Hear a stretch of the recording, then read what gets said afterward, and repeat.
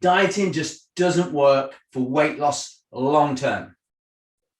I'm going to be talking to you today about why that is the case, particularly for women over the age of 40.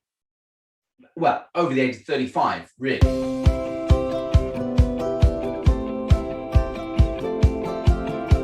Hi there, I'm Stephen Taylor from Vincent Pro Fitness. I'm talking to you today about why diets just don't work. They are failing you. It's not you failing, it's the information failing you. What do I mean by that?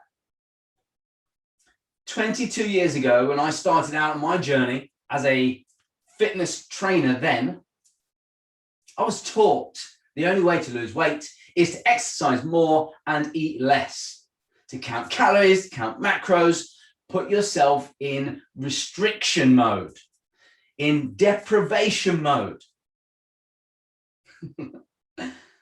How do you feel when you go through that process? When you hear the word diet, how does it make you feel? It automatically makes you feel like you're going to be missing out, losing out. You're going to be restricted. It's going to be hard work. It's going to have an impact on everyone else around you. Can you stick to that long term? We just can't. You can't. I can't. And I say I can't because I've been through that diet process. I've been through and worked towards a competition where I had to go through the dieting process, and I did it several times. And my body looked like this. But was I happy? No. Was I energized? No. Did I feel I looked good? I guess so. It was for a purpose, a competition. You can see my face. There was nothing really there behind my eyes. With that came some guilt if I didn't follow the strict plan. I felt guilty. I felt I was letting myself down. And that's what happens with diets. If you feel you can't stick to it, you feel guilty about not being able to stick to the diet, rather than questioning why the diet's not working for you. What happens when we feel guilty? We begin to feel more stressed about ourselves and about not being able to stick to the thing that we think will bring us the results. It's all linked to what happens with your hormones. Hormones for a woman begin to change in and around the age of 35. So your sex hormone begin to fall, but that's speeded up by stress, by following restrictive diets, difficulty sleeping. Stress has a huge impact on how your body holds on to body fat. So you can follow the most restrictive diet, deprive yourself, and with that guilt comes physical stress and psychological stress of not feeling good enough, losing self-confidence, feeling disconnected from feeling feminine, losing your libido. All of these things that women tell me they feel and experience as a result of dieting, as a result of counting calories, restricting themselves and putting themselves through the mill. For what? When you project yourself into the future and say, I will be happy with myself when? Fill in the gaps. Maybe when I've lost a stone, when I can fit into that next dress size down. When you project happiness into the future and you attach it to something you haven't got right now, it makes you feel like you're not happy right now. So it causes you to strive to reach that point by restricting yourself even more. How long can you restrict yourself for? Not very long. And that feeling of being unable to stick to the diet just sends you round in circles, round and around and around again. To look for another diet, another way of doing it, or just simply exercising more and eating less. But are you happy with that? when you learn to love yourself and appreciate yourself for who you are right now, things begin to happen for you. I've got something below. Check in the comments below. Check in the information below. 10 things all women should know about turning back the clock 10 years. These are based on things I've researched and from the women I've worked with. Because it's truly amazing when you don't count calories, you don't weigh food, you don't step on the scales every day. When you take away all of that stuff, how much the pressure is off. How much you can connect with yourself and who you are right now. Appreciate and love who you are right now. How if you nourish your body with great food, 80% of the time, you can still have the foods and have the experiences that you really enjoy. It's the 80-20 principle. I use it a lot in the program I run, the 60-day success program.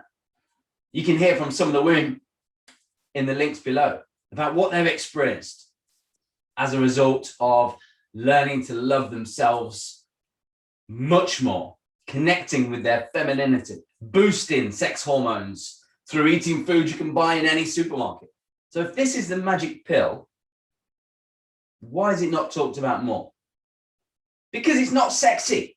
There's no celebrities on TV adverts talking about standing next to a poster of the 80-20 principle. It's not sexy.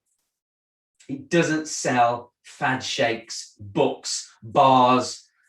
It doesn't sell all that. When you focus on nourishing your body with great food that boosts sex hormones, gives you energy, helps your body use fat as a fuel source, you feel better about yourself because the weight becomes secondary to the journey. The journey is learning to love and appreciate yourself much more.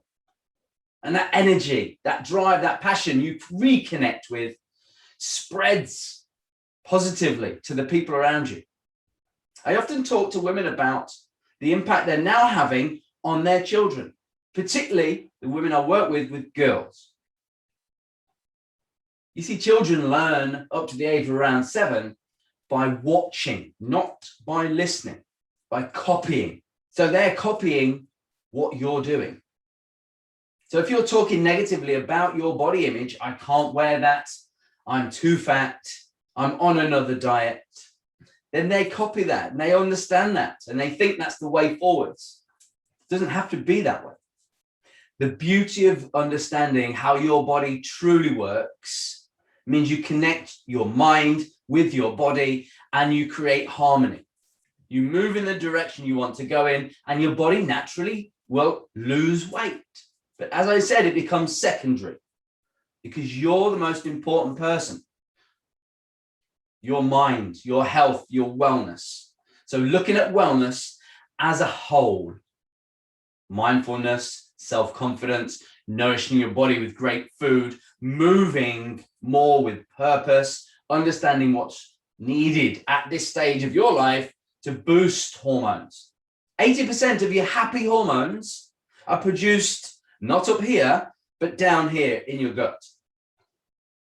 When you're not nourishing your body with great nutrition, you're not helping your body produce those feel-good hormones. So what happens when you go to see your GP at or around early 40s, mid 40s, late 40s or beyond? They'll give you 2 options, antidepressants or HRT. Now, HRT is essential for some women in whatever form you choose to take it. Antidepressants, on the other hand, are again seen as a quick fix and were never intended to be used long term. I speak to some women who've been using antidepressants for years. Instead of looking at the cause, it's used like a band-aid. Slap over the top to keep going. You deserve more than that. You deserve to feel confidence in your body right now. You deserve to have energy, vitality, have your libido back. You deserve that right now.